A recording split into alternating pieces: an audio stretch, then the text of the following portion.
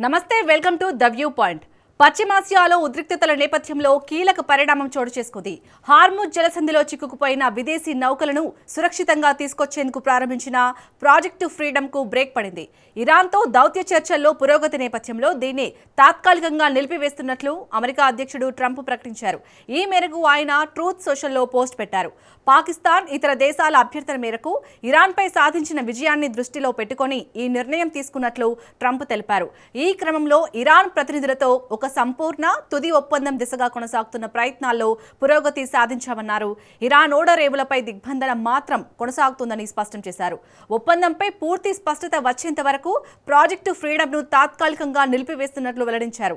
ఇక ఓవల్ ఆఫీస్లో విలేకరులతో మాట్లాడుతూ ఇరాన్ బహిరంగ ప్రకటనలకు విరుద్ధంగా తమతో ఒక ఒప్పందం చేసుకునేందుకు రహస్యంగా ప్రయత్నిస్తుందని ట్రంప్ అన్నారు. ఈ సందర్భంగా ఇరాన్ లొంగిపోవాలని ఆయన హెచ్చరించారు.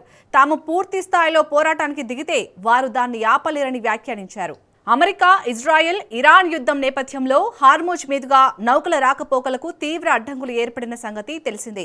ఈ క్రమంలో విదేశీ నౌకలను జలసంధి నుంచి సురక్షితంగా గమ్యస్థానాలకు చేర్చే ఉద్దేశంతో ట్రంప్ ఇటీవల ఈ ప్రాజెక్టు ఫ్రీడమ్ ను ప్రకటించారు. దీన్ని మానవతా చర్యగా అభివర్ణించారు. కాగా ఇది ప్రారంభమైన కొన్ని గంటలకే తాత్కాలికంగా నిలిపివేస్తున్నట్లు ట్రంప్ ప్రకటించడం గమనార్హం.